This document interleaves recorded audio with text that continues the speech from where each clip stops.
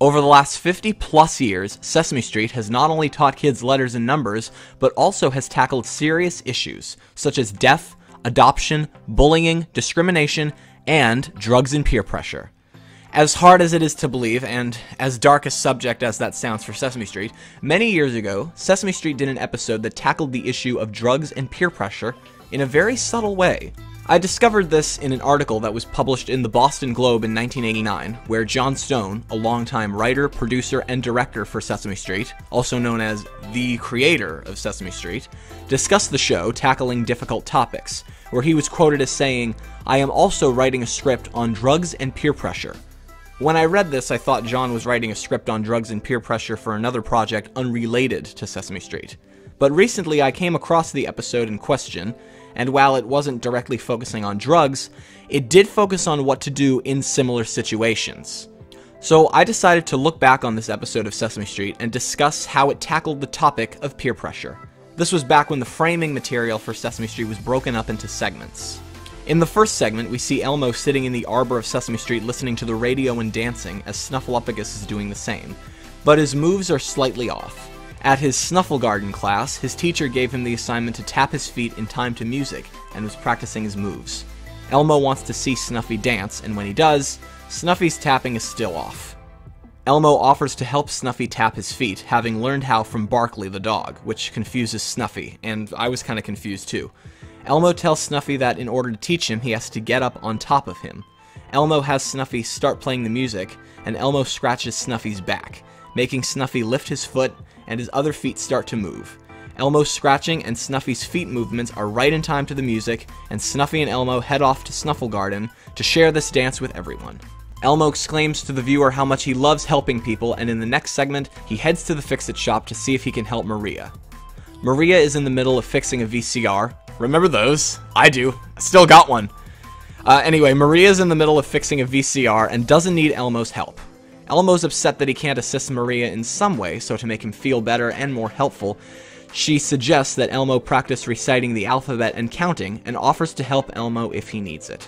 After M, he gets stuck, and Maria gives him the next letter, and he makes it all the way to Z without any help.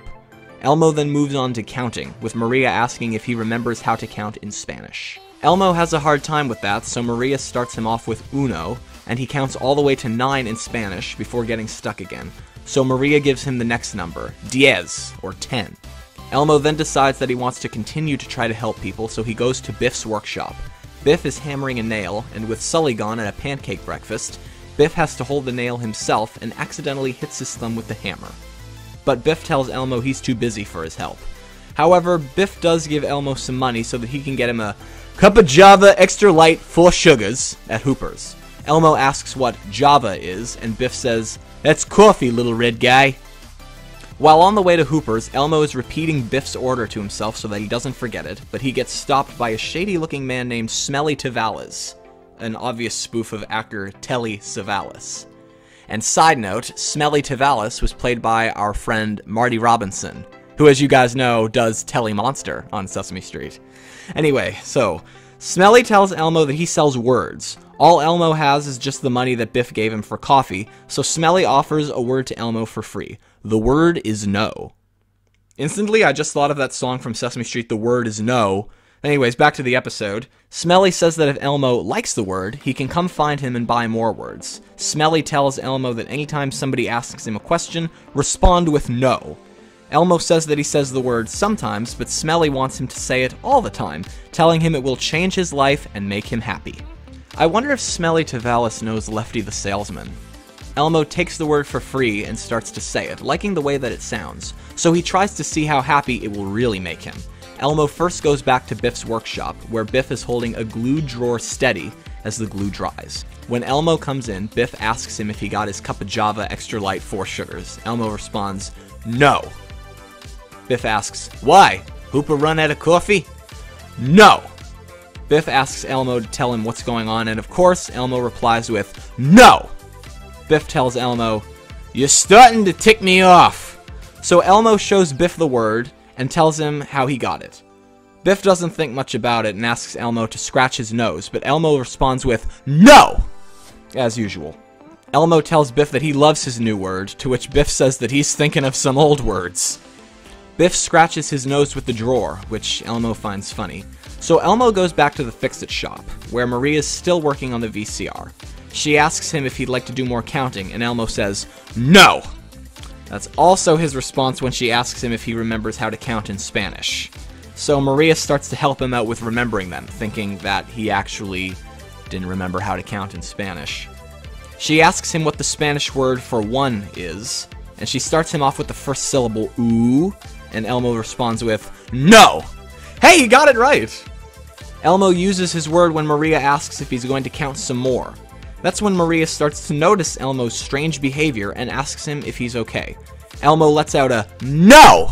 very loudly and leaves the fix-it shop. While sitting in the armor, Gordon happens upon Elmo practicing saying the word. Gordon asks, "No what?" Elmo tells Gordon that it's his new word and that Mr. Smelly, as he refers to him as, gave it to him for free. Gordon decides to go with the flow and then invites Elmo to join him and Miles to a movie. Elmo looks at the word and, without as much passion as before, that's his answer, no. Gordon's confused by this and offers to take him and Miles out for milkshakes. Elmo once again very reluctantly says no. Gordon scraps the milkshake idea and then pitches Elmo the idea of going to play miniature golf, which is Elmo's favorite game. Elmo very sadly responds with no, and Gordon takes off. That's when Elmo realizes that the word no doesn't make him as happy as this smelly Tavalis fellow said it would, and he starts to cry. While on the way back from the movie and mini golf, Gordon and Miles run into Maria and Gabby, who was a baby at the time, so Maria's pushing her in a stroller. Maria asks Gordon where they have been, and when Gordon tells her, Maria's surprised that Elmo didn't tag along. Gordon explains to Maria that he invited Elmo, but Elmo kept saying no.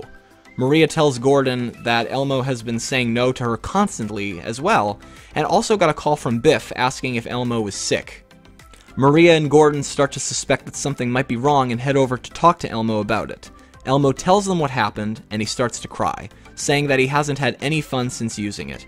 He was very happy to help Snuffy, Maria, and Biff, and feels sad about not getting Biff his cup of Java Extra Light 4 sugars, and that he missed out on spending time with Gordon and Miles. Gordon and Maria comfort Elmo as he cries, and decides to go back to being himself and not use Smelly's word anymore, and be as helpful as he can, because he loves miniature golf.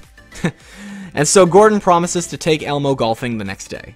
With Elmo now calmed down and feeling better, Maria tells him and the viewer, if ever anyone you don't know offers you a word, candy, or a ride in a car, never take it. Just say no and turn around and leave. Go home and find a grown-up that you know. This is why I mentioned in the intro that Sesame Street tackled drugs and peer pressure in a very subtle way. I assume that Sesame Street didn't want to directly reference drug use, and for good reason, but the same goes for drugs as it does for anything else. And using Just Say No as a way to describe it is a reference to Nancy Reagan's Just Say No campaign against drugs. I think that this was also done around the same time as Cartoon All-Stars to the Rescue, a television program that focused on drug abuse using several major cartoon characters. After Maria tells Elmo all of this, she has him repeat it back to her. This was most likely done so that the kids at home watching would also understand the message. Elmo then sees Smelly Tavalis trying to sell words to kids on Sesame Street, and he introduces him to Gordon and Maria. The adults confront the salesman and ask to see his words. Gordon has a look at some of them, and appears to be very appalled by them. Maria also seems surprised, and then Elmo reads a word on a crate that the viewer can't see. Elmo asks what it says, and Maria immediately responds, "Never mind, Elmo!" Maria sends Elmo off to get Biff his coffee, as Maria confronts Smelly for selling what I can only assume are very inappropriate words to the kids. Smelly says, "It's a free country." Maria looks as if she's about to tear Smelly a new one, but Gordon does agree with Smelly that it is a free country. Maria's surprised that Gordon sides with that, but then Gordon tells Smelly that because it's a free country, he has every right to take action, whispering his plans into Smelly's ear. Before Smelly can leave, Maria tells him to hand over his words. Smelly says to her, "I need those words! A guy's gotta make a living!" But then he gives in, and Maria and Gordon toss the words into the trash can, telling Smelly that they don't want to see him on Sesame Street anymore. And I don't think we have since. For all we know, Smelly could be on another street, selling words. So there we have it, Sesame Street tackling drugs and peer pressure. Like I said, it was done in a very subtle way, and they did a good job at delivering its message. So I hope you enjoyed hearing me talk about it, and I'll see you next time.